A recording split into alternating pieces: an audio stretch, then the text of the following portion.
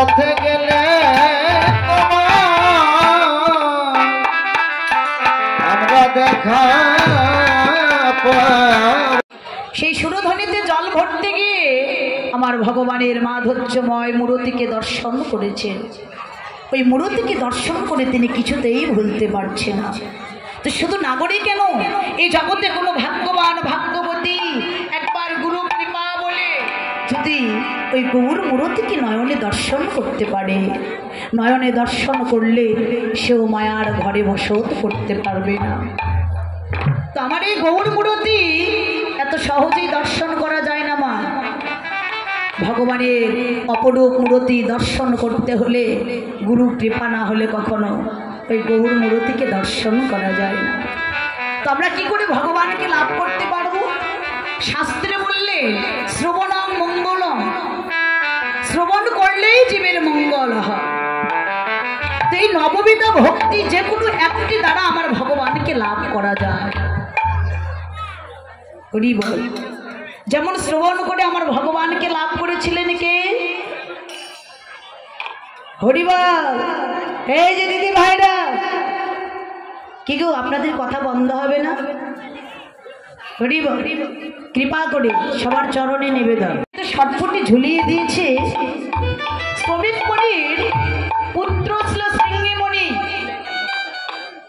তার যে বন্ধু বান্ধব ছিল সবাই তাকে বলা বলি করতে লাগলেন, দেখ তো পিতার গলায় কে যেন মৃত সর্প ঝুলিয়ে দিয়েছে। তো সন্তান যদি খারাপও হয় বাবা, তার সামনে যদি কেউ পিতার নিন্দা করে, এটা কিন্তু কখনো সন্তানেরা সহ্য করতে পারে না। তো তার পিতার কথা বারবার বলছে, তো তিনি সহ্য করতে পারলেন না। তার হাতে কুমণ্ডলও ছিল, কুমণ্ডল থেকে জল ঢেলে নিয়ে তিনি মহারাজ পরীক্ষিতকে অভিশাপ করলেন। কি অভিশাপ করলেন? আমার পিতার গলায় যে মৃত সর্প ঝুলিয়ে দিয়েছে, আজ থেকে 7 দিনের মধ্যে তার দক্ষ দংশনে মৃত্যু হবে।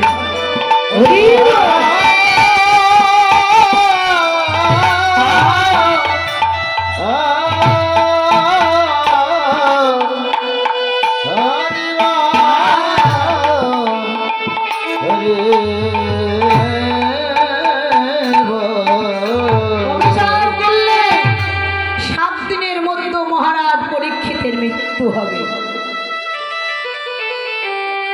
এই অভিশাপটি যখন তার কর্ণে পড়লে মহারাজ পরীক্ষিত তিনি ছুটে এলেন শ্রমিক মণির কাছে। এসে মণির চরণে পড়ে বললেন, মহারাজ আমি ভুল করেছি, মণিবর আমি বড় ভুল করেছি, আমাকে ক্ষমা করে দিন। আমি ক্রোধের বশে আমি কি করেছি আমি নিজেই জানি না, আমাকে ক্ষমা করে দিন মণিবর।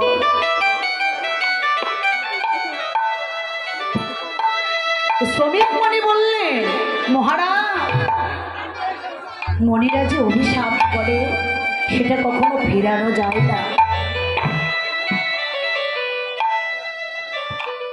এই অভিশাপ কখনো ফেরানো যাবে না। তো মহারাজ এটা তো আমি ফেরাতে পারবো না। তো বললেন, মণিবর তাহলে যে 7 দিনের মধ্যে আমার মৃত্যু হবে, এই মৃত্যুর আগ পর্যন্ত আমার কি করা কর্তব্য?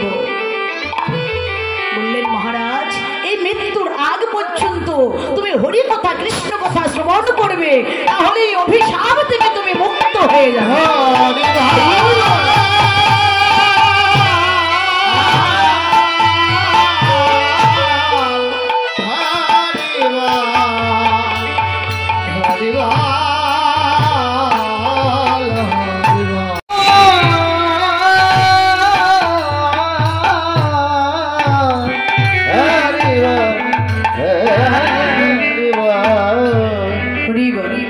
তাহলে মহারাজ পরীক্ষিত ভগবানকে লাভ করলেন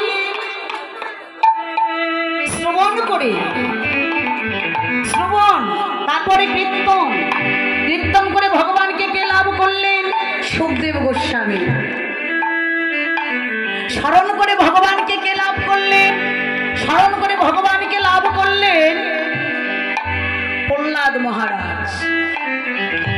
আর ভগবানের শ্রীপাদ পদ্ম সেবা করে লাভ করলেন লক্ষ্মী দেবী, অর্চনা করে ভগবানকে লাভ করলেন অঙ্কুর মহাশয়, বন্দনা করে লাভ করলেন পৃথু মহারাজ।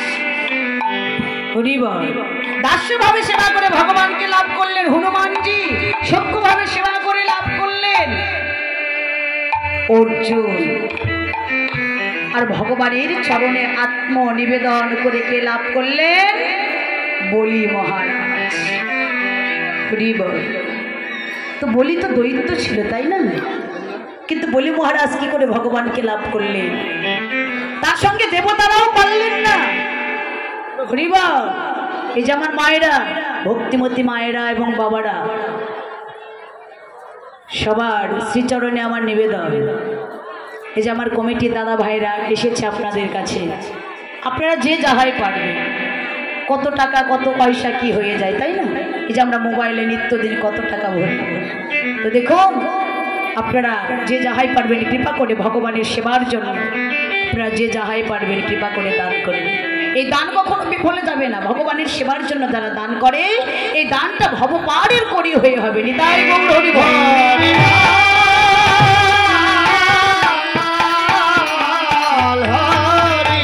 তুমি কোথায় রাখবে জানো? তোমার ওই তৃতীয় চরণটি আমার মস্তকের উপরে রেখে তুমি কৃপা করে তোমার ওই চরণ তলে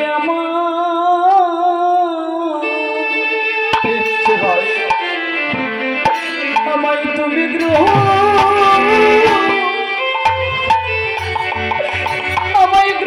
করো।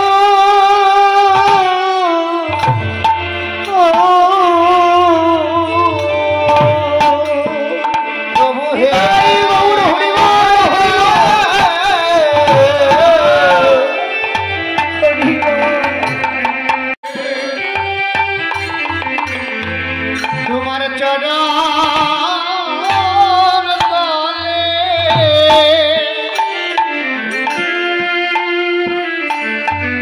আমায় গ্রহণ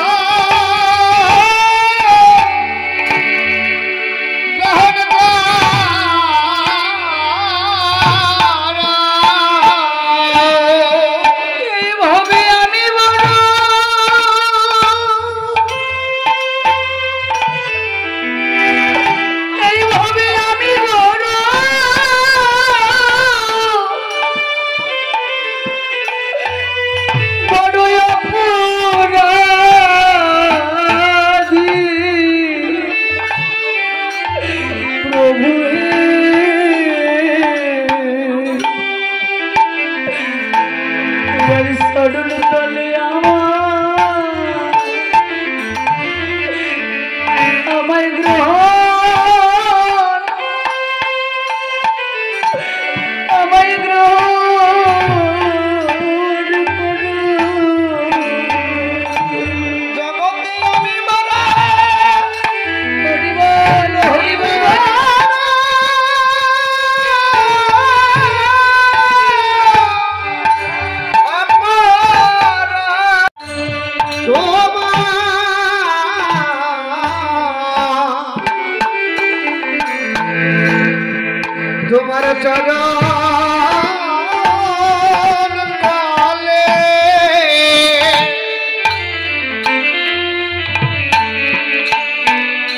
আমায় গ্রহণ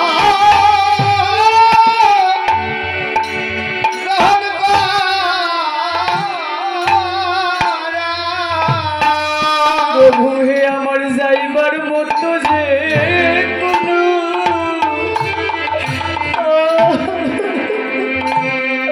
কোনো জায়গা নাই রে, আমার যাইবার মতো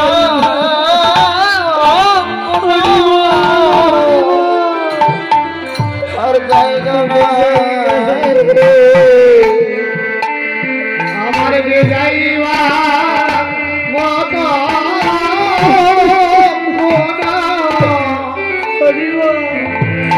জায়গা নাই হে।